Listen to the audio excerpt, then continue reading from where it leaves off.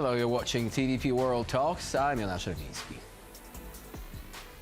Germany is following a busy regional election schedule this year, with the southwestern state of Baden-Württemberg leading the way.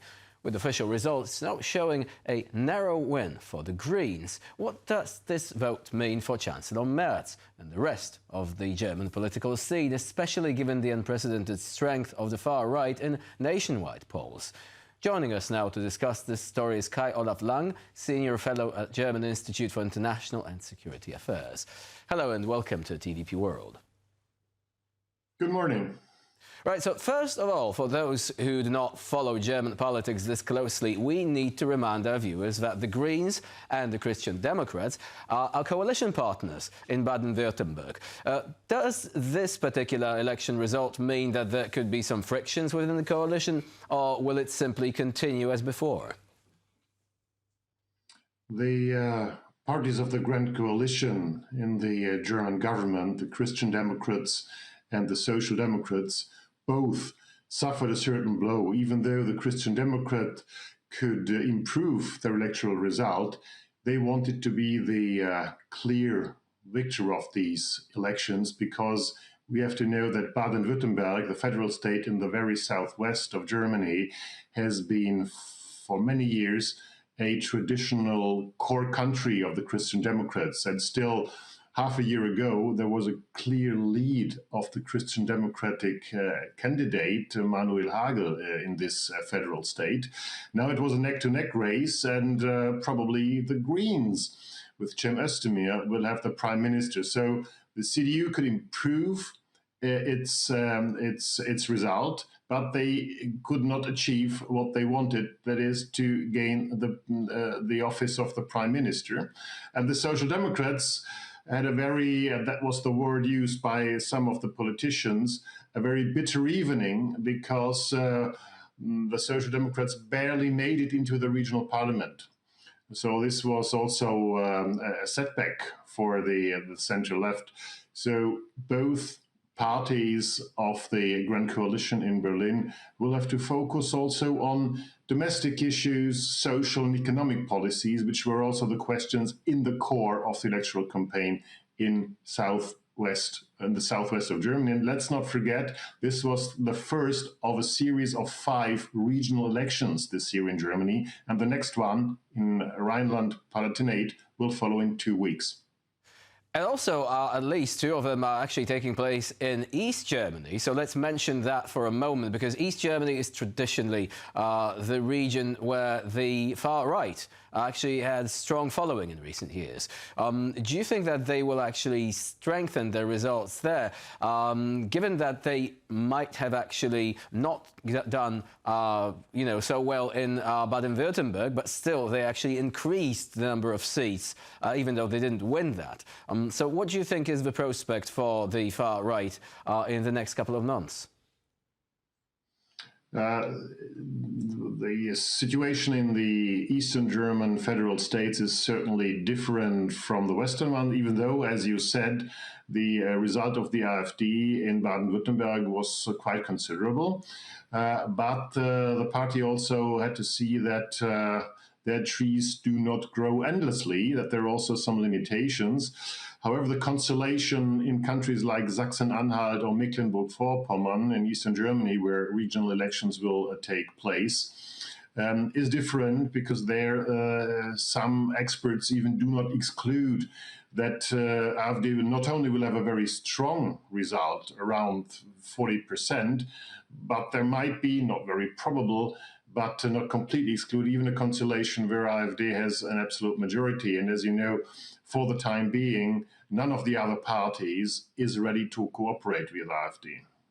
So AfD is actually stuck in this sort of self-imposed trap, whereby they might actually have a considerable following, but other parties want to stay away from them. They do not want to form any coalitions because of the way they are formulating their policies. Now, coming back to Baden-Württemberg, we've mentioned Cem Özdemir, who is the first state premier of Turkish heritage. Do you think that this will have any bearing on German domestic politics, perhaps signifying a broader wave of people who are not ethnically German, who have heritage from other nationalities, and yet have been able to make their way into politics successfully, win over the trust of voters? Do you think that this might actually happen, reflecting these changes?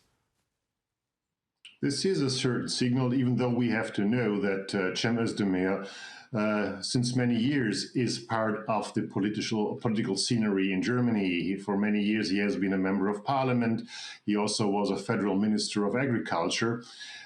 So I think what explains his success is that he basically has an image of being a local. So he was born in Baden-Württemberg, like many other people with a migrant background.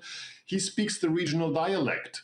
And people in Baden-Württemberg took him as someone who belonged to their community. What is important to mention, Cem Özdemir is a pragmaticist.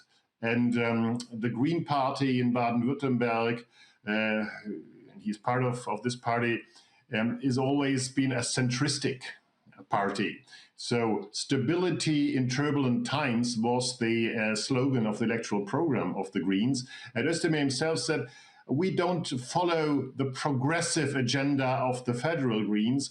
We do much more realpolitik. You have to know that Baden-Württemberg is a country with a strong automotive sector, and the Greens, which basically stand for ecologic, climate-oriented transformation, have considered this. So stability and pragmatism is part of his success story. But of course, that is certainly a signal to parts of the German society that also people with a migrant background can make it. And by the way, he is not an exception. There are many examples of people with a migrant background from different parts of the world who are now in the parliaments, but even in governments.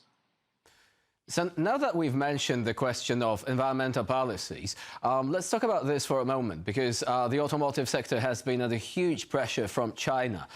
China has been undercutting, pricing for many European manufacturers, making inroads into the European market.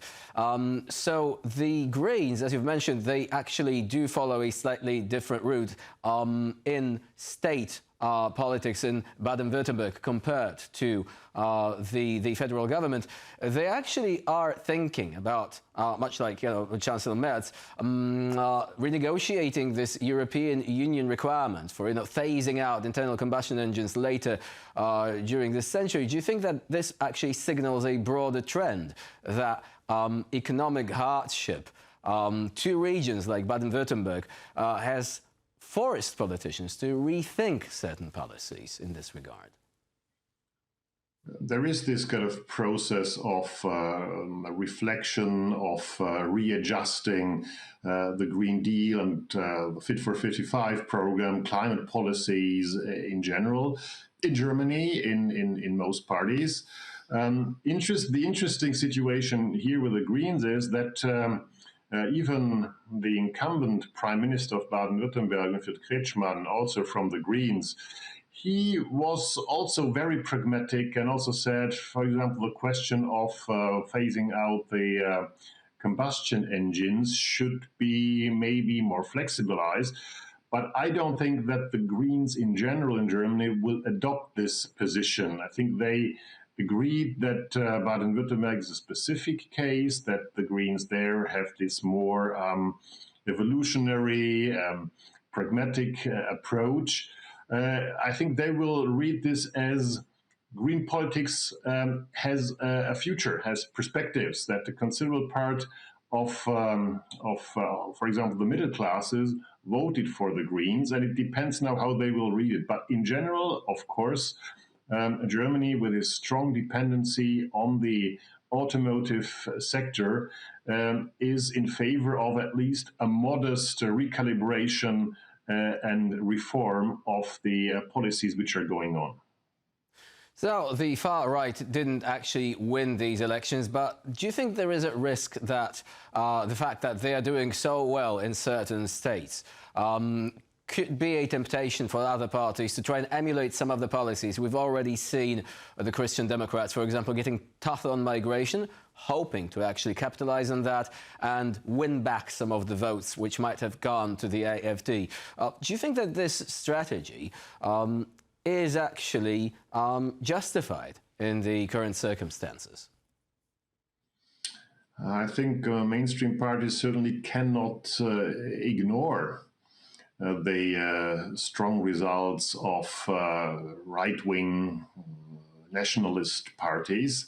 But of course, they cannot simply emulate what they are doing. So this is a difficult walk on the tightrope to not let hijack some policies like migration by the far-right competitors, but at the same time not losing the centrist electorates. And that's what some of the big parties are doing. Also, and Baden-Württemberg is an example for that, there is a tendency towards grand coalitions. Germany has a grand coalition on the federal level, but in Baden-Württemberg it's also a grand coalition because the two biggest parties there are the CDU, center-right, and the pragmaticist Greens. And this very often means that, of course, the political fringes are strengthened. So it's not easy for the political center to cater for the needs and the expectations of the traditional electorate, which wants stability, but also for those who want a break, a rupture with some policies, like in migration or in climate affairs. Kai-Olaf Lang was our guest today here on TVP World. Thank you very much for joining us and for sharing your insight. Thank you. And I'm Jonasz Rewiński. Thank you for watching, and please stay with us here on TVP World.